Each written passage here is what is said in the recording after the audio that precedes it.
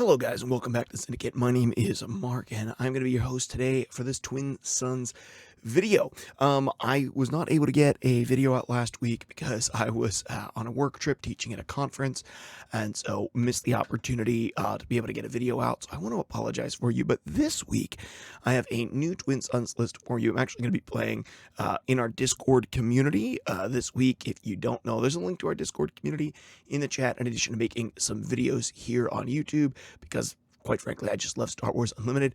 I also lead and pastor an entirely online church, and that church has a Star Wars Unlimited community. It's a church of gamers and nerds, and so we've been playing Star Wars Unlimited together and have an ongoing Star Wars Unlimited League, which I just lost in this week. I had switched from Yoda Blue, which I had played until the playoffs in the league, to Asajj Ventress from set 3, Yellow with Petranaki Arena. Anyway, ended up losing to my good friend and used to be fellow co-host, probably will be on this show here, this channel here pretty soon, Dead Broke Nerd, or Ian. And this upcoming week, we're going to be playing Twin Sons together over webcam.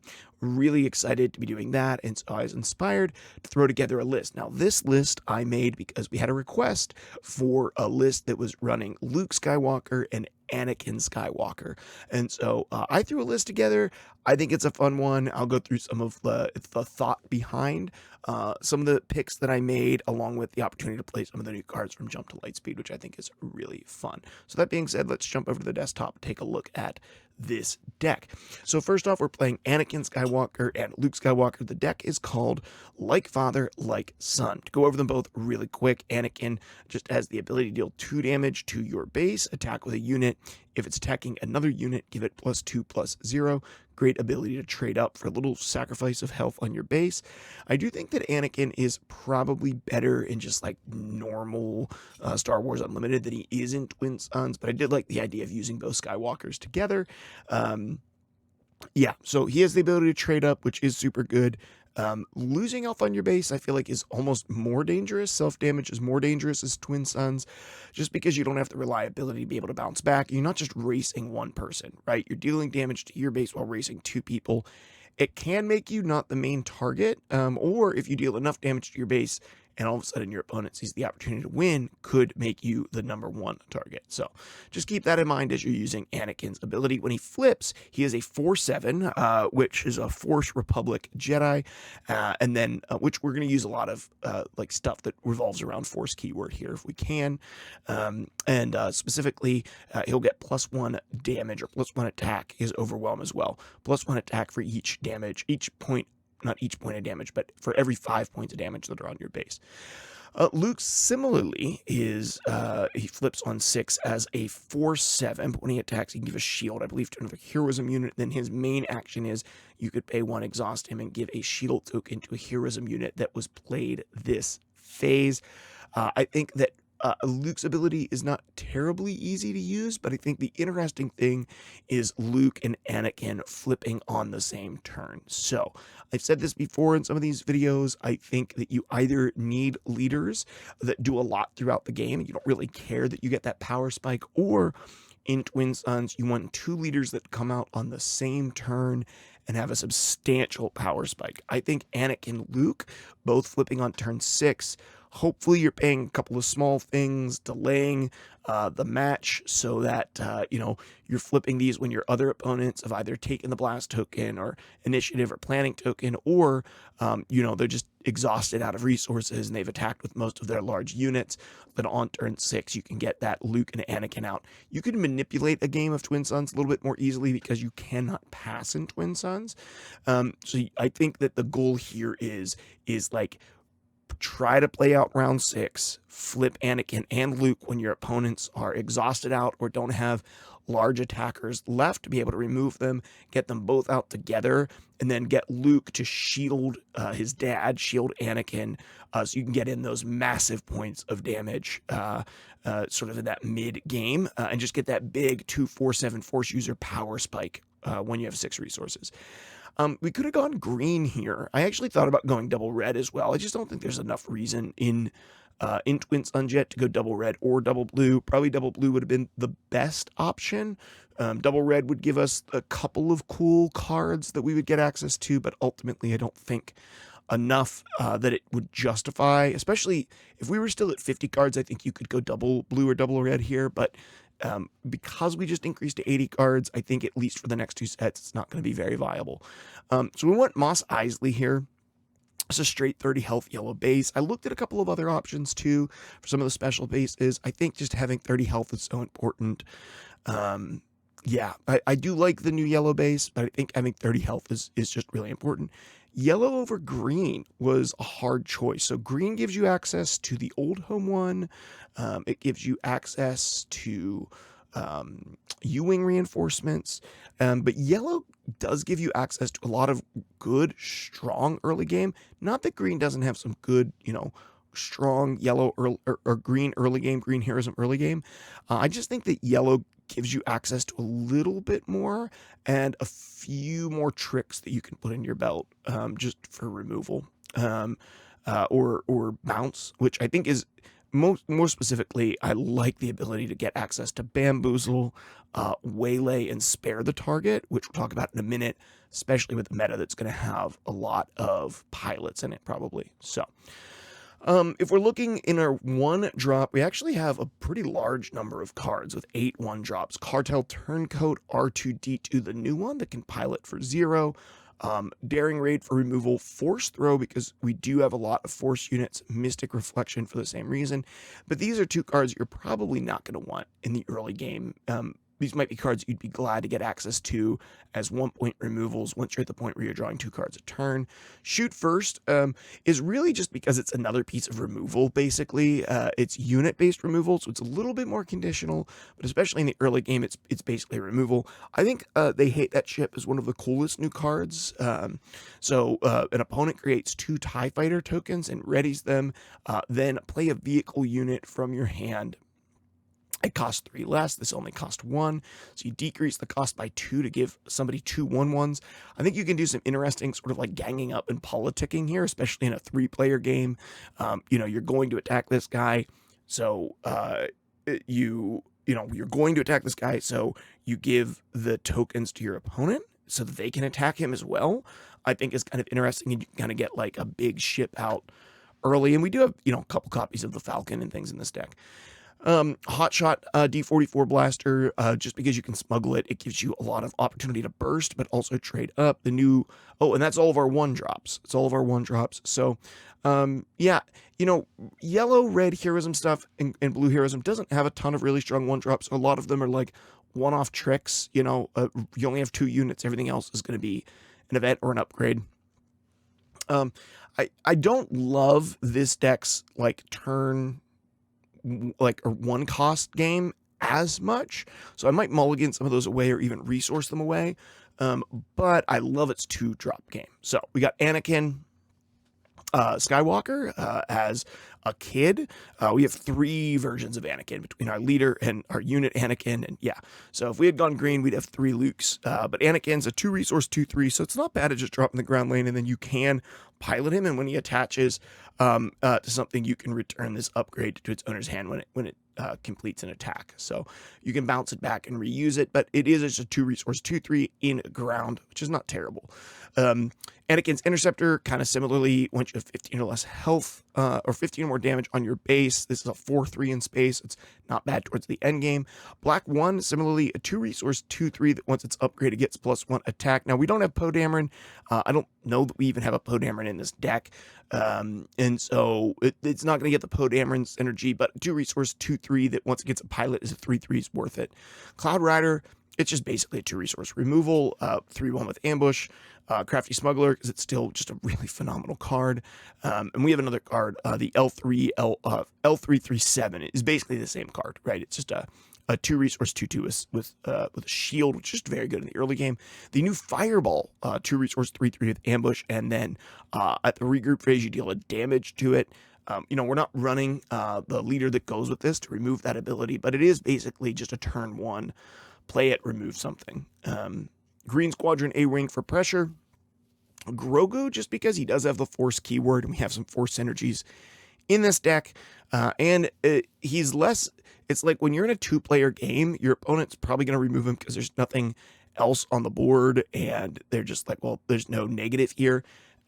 There's frequently bigger threats than Grogu in a 3 or a 4-player game, so I think he has a higher chance of living. Jin, I think this card's really underrated. I like this card a lot. So it's a 2-resource 3/2, so that's good in and of itself. And then while an enemy has been defeated this phase, it gets +2 or +1/+0 in Saboteur. So it's a 4/2 with Saboteur if an enemy was defeated, which is going to have a much higher chance of triggering with more than one player. Kitsu, I don't really need to go over her, but 3/2 with Saboteur that can defeat an upgrade when she attacks. Once again, more targets in a Twin Suns match for that, so that's just good. The newer, not the newest, but the newer R2-D2, 2/4. When it played, you may discard a card from your hand, and if you do, search the top 3 cards of your deck for a card and draw it. This can do a little bit of hand fixing, or it can just be a turn 1 2/4. Restored Arc gets a ship in the lanes. You can get a pilot on it. It's a restore 1. Sabine, 2-resource 2/3. No reason to talk about Sabine. You have a chance of actually triggering her main ability here so that she's unattackable. Probably not going to happen, but you have the chance, right? And then Bamboozle. This is one of those cards, that you can play for free. And then, you can exhaust a unit, return its upgrades to hand, which can kill one of the leader upgrades that come out, which is great. So Bamboozle's great for that. I love this new card, In the Heat of Battle. So it just reads, each unit gains Sentinel and loses Saboteur this phase. If you just want to lock down the lanes for a round and just make sure that you're not going to die and complicate the math, this does it not just to you, but all of your enemies. Love that. Surprise Strike, just the ability to punch up, could win you a game. You're All Clear, kids, another new card. It reads, defeat an enemy space unit with 3 or less remaining HP. If you do, and the opponent controls no space units, you may give an experience token to a unit. At 2, this is a 2-cost, remove something with 3 or less HP in the space lane. Once again, you have a higher chance of getting a target for this in a 3-player, 4-player game. You have a higher chance of it being their last space unit. You can see 2 other friends trade off and then use this card to, finish off the remaining unit and get an experience token on the back side of it frequently. I try to throw in cards that I just think in a 2-player game, this probably doesn't make the cut, but in a singleton 3 or 4-player game, this card becomes noticeably better. I threw in Luke Skywalker's lightsaber because, come on, you got to throw in Luke's lightsaber. Ahsoka, I don't need to get into that. I've talked about this before. She's usually at 3-resource 3/4, but in a game of Twin Suns, a higher chance of her being at 3/4 with ambush, and we're never going to use her other ability. The new Briggs is kind of an interesting card. It's a 3-resource 3/4, which is not bad in and of itself, but then it has a piloting 1 cost, and whatever it's on, giving a +2/+1, it can also gain some other abilities. And so, for a fighter, it's going to get it overwhelm. For a transport, it's going to give it 1 health. For a I can't read that last word. It's too small. But for the last one, it's going to give it grit. And so we have a couple of different vehicles in here, but very frequently it's going to be on a fighter. And so you're just going to get that +2/+1 in overwhelm. Cassian, similar, another pilot, a 3-resource 3/4, but then he can pilot for 1 to give a +1/+3. So this is very good on like Concord Dawn, which we'll see in a moment. And then attached unit gains on attack, discard a card from the defending player's deck.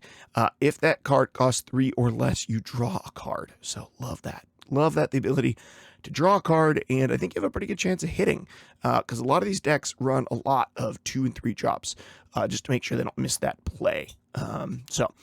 Our second Cassian right next to this one is a 3/5, but it can be smuggled. It's probably going to smuggle this one, Concord Dawn. No reason to go after that. Contracted Hunter's a new one, 3-resource 4/4 with ambush. At the end of your phase, at the regroup phase, you're going to defeat it. This is just another, it's removal, right? It is the next evolution of Cloud Rider. It's basically just a Cloud Rider. It just hits harder. We know we're going to lose it. We're not worried about it. We're playing this 3-resource, deal 4 damage. Picture this as an open fire in many ways for the ground lane. Ezra, 3 resource, 3/4 again, but this one, when this unit completes an attack, look at the top card of your deck, and you may play it, discard it, or leave it there. So a little bit of ability to control your deck, but then also the nice thing about Ezra is that he has force, so we can trigger some of our force synergies. Fighters for Freedom, I think you could replace this card with a lot of cards. I really was at about 80 cards pretty easily. I didn't need to remove a lot. And so I think this one might have hit the cutting room if I had a couple of other good cards. But realistically, what it is, it's just redundancy, right? On 3, I want to play a unit. I want to play the Ahsoka, the Briggs, the Cassian, the Ezra, the Fighters for Freedom, right? The Cassian Andor. I want to be putting down a 3/4 or better on turn 2. In space, we have both Millennium. We have tons of 3-drops, guys. Holy cow. Here we go. So let's go through them. 2 Millennium Falcons, both 3/4s. One comes in readied. One can get multiple pilots. The Red 5, which is a new 3 resource 3/4. We're going to see that theme a lot here. And on attack, you can deal 2 damage to damaged unit. The Red Squadron X-Wing, which is a 3 resource 3/4 that can deal 2 damage to itself to draw a card, and then a 3 resource 2/3 with Raid 1, and all other hero units get Raid 1. You're going to see virtually everything we have in this deck has a heroism tag. So Red 3 is pretty good. I think if I had my choice, Red 5. Tech goes in your smuggle for endgame if you need him. Village Protectors. This is another one that could hit the cutting room floor, but it's just so stinking good. 3 resource 2/2 with Sentinel and with a shield, just blocks up your field lane so well against your opponents. Now, there are a lot of things that can deal with Village Protectors now pretty easily, but your opponents aren't going to have the same level of consistency, so very frequently they're going to have to attack into this a couple of times. Yoda, 2/4 with Restore 2, and then when it dies, you can politic a little bit here, and you can make any number of players draw a card. Usually you would just choose you, but hey, maybe you're trying to forge a little bit of an alliance across the lane with one of your opponents. Maybe the guy to your right that can attack you really quickly. You want to just build some goodwill there. You can use Yoda to do that. Love that.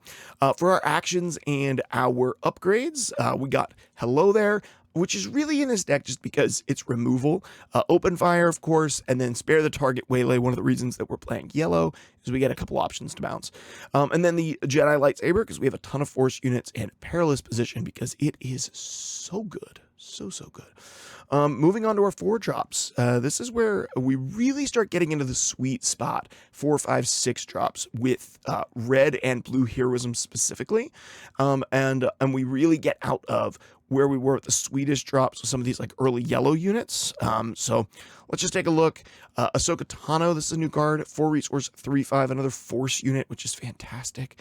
When played, an opponent discards a card from their hand. If it's a unit, you can exhaust a unit. So once again, another little politicking you can do here. Hey, I'm going to make you discard a card, but if you discard a unit, I'm going to exhaust that big unit that somebody else has. I won't exhaust one of yours. Or you can throw down Ahsoka and be like, listen, this guy's going to win this round. We need to exhaust his unit. Who's willing to discard a unit card for me to be able to exhaust them? So there's a little bit of like conniving and politicking that you can do with Ahsoka that I really like in a Twin Suns game. K2SO, kind of similarly, right? It's the card you don't want to get rid of. 4/4 with Overwhelm, and then when it dies, for each opponent, choose one. Either deal 3 damage to that player's base, or that player discards a card from their hand. Each player, guys, he just goes off and gets more value than ever. K2SO should be in every red heroism Twin Suns deck.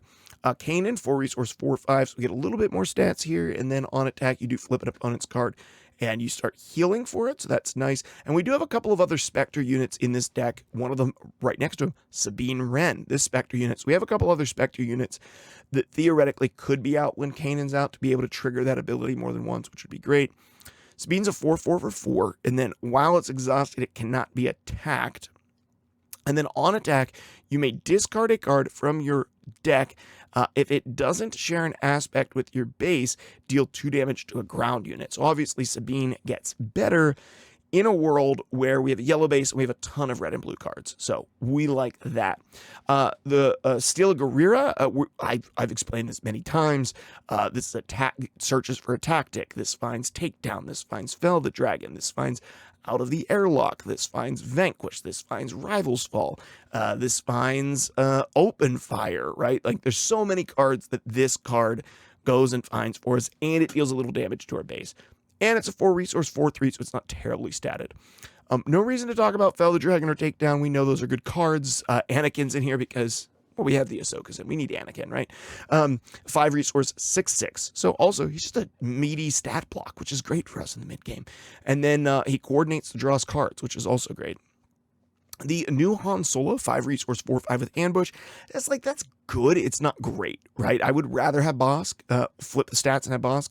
But he does have the piloting ability to go for a +2/+3 for, I think, 2 resources. And then when played as an upgrade, you may attack with the attached unit. So it's also kind of burst damage. And if it's a Falcon, it deals its combat damage before the defender.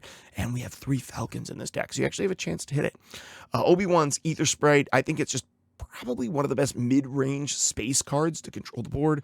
Plo Koon, obviously going to run that. One of the best 5-drops in the game right now. Poe Dameron, another fantastic 5-drop, 5-resource, 6/6. That's very strong. Running Senatorial Corvette, I think this is another one that could hit the cutting room floor that you could replace pretty easily. I like discard because it really discourages people from removing your unit, but this thing hits really hard. So, like, you play this out and your opponents try to make the other person remove it, right? Because they don't want to have to discard a card from their hand, right? In a 2-player game, it's inevitable. This thing's going to get removed. It has 5 attack. You definitely need to remove it. It has Saboteur. You definitely want to get rid of it. But then I'm going to have to discard a card, and I understand that. In this game, you kind of want your opponent to remove this thing, right? In a Twin Suns game. So I think that's interesting. And I think it's just interesting. We're going to talk about these together. Commandeer and Change of Heart, which are very similar cards. So Commandeer says take control of a non-leader vehicle unit that costs 6 or less without a pilot on it. Okay, so that's a lot of stipulation, but I think this happens pretty frequently in Twin Suns. If you do, ready it, and at the start of the next regroup phase, return the unit to its owner's hand. Take something that doesn't have a pilot, you can grab it the turn that they play it, ready it, attack with it. If it doesn't die, it goes back to their hand. Similarly, Change of Heart says take control of a non-leader unit. At the start of the regroup phase, its owner takes control of it. Both of these, you're going to take control of things and try to kill them off, or have your opponents kill them off for you, because they don't want it to go back to, the person that it originally belonged to. Out of the Airlock is a new piece of removal. For me, it basically reads something very similar to Vanquish, only potentially better. A lot of leaders have more than 5 health, so this isn't going to actually remove many leaders, but occasionally you're going to attack into a leader, or your opponent will, and Out of the Airlock will get rid of that leader. Just a -5/-5 for 5. Vanquish, destroy a non-leader unit. Kit Fisto, because it's another force unit. It's a 7/6 Saboteur. On attack, if you have Coordinate, deal 3 damage to a ground unit. I don't know that Kit Fisto is great. I think he's probably better if we were running green and we were running Energy Conversion Lab. But another one that I think, if you wanted to replace this with a different 6-drop, you certainly could, especially because it doesn't have the heroism tag. But Kit's one of my favorite Jedis. And the point of playing Twin Suns is you get to play your fun cards. So it's in there. The 6-cost Millennium Falcon 5/5, this you're probably going to smuggle. Obi-Wan is obvious. You play Obi-Wan, like we're at the turn here in the 6-drop phase that is really powerful, because this is the turn that we're flipping both of our leaders, right?